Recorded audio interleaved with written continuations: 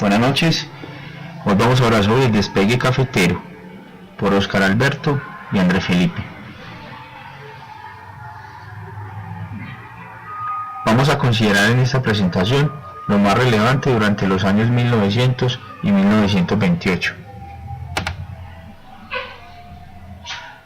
Al comienzo del siglo XX, la Guerra de los 1000 días fue la conflagración civil más larga y violenta, los más devastadores efectos económicos a nivel nacional.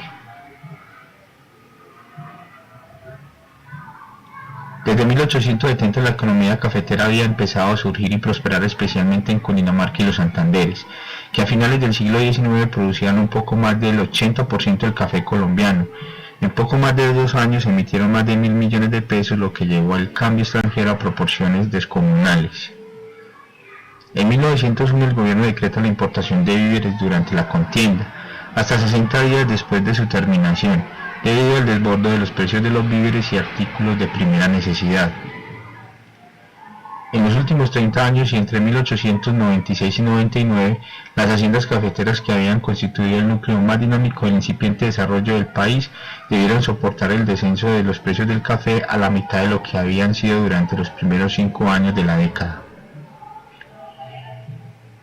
Al término de la guerra, queda el país en ruinas, con una economía cafetera agobiada por la crisis externa y el propio conflicto, con un sistema de transporte precario y devastador, con las finanzas públicas deshechas. Sin embargo, la mayor parte de la región occidental del país, en particular Antioquia, Caldas y el Valle del Cauca, escaparon de la destrucción.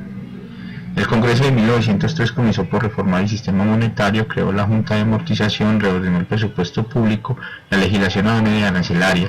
La gran meta de la reconstrucción estuvo a cargo de Reyes, quien adoptó una nueva política económica sustentada sobre la centralización fiscal, el proteccionismo y el impulso estatal a las actividades empresariales.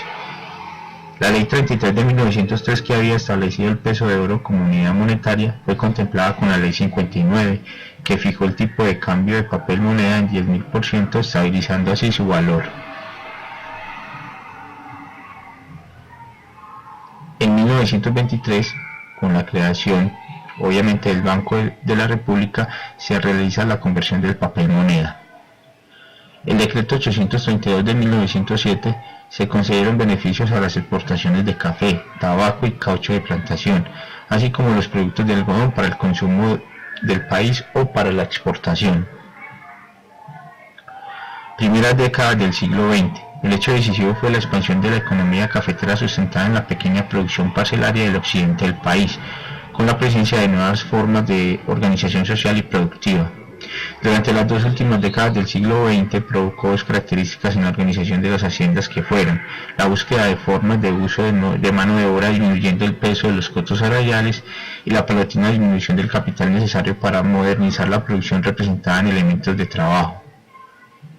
Entre 1906 y 31 fueron concedidas en Antioquia y Caldas 216.000 hectáreas, de las cuales el 12% a colonos, el 46% a medianos empresarios y el 41% propiedades mayores. La proporción ocupada por pequeños productores después de 1910 sirvió de sustento a la producción cafetera en las zonas de la colonización.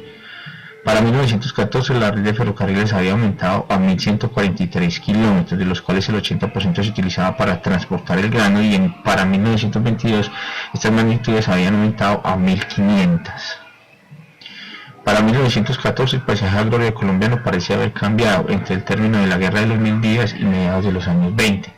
Entre el año 1910 y 25 el área total cultivada aumentó en forma importante en algunos productos, especialmente en algodón, azúcar, cebada, trigo y tabaco. La producción parecía haberse elevado significativamente. Después de 1927 se desarrolló con más amplitud el uso de maquinaria y técnicas agronómicas. En 1913 se creó el Ministerio de Agricultura y Comercio, el cual inició campañas de difusión tecnológica y educación agronómica, aunque con resultados desalentadores para esa fecha. Históricamente el café ha sido un soporte material de la acumulación interna de capital, estrechamente vinculado con los orígenes de la industria nacional y con el despliegue del mercado interno. Es decir, ha sido fuente de financiamiento para el resto de la economía del país y permitió vincular la economía nacional con la internacional. Muchas gracias, muchachos, y bueno, una feliz noche. Created using Powtoon.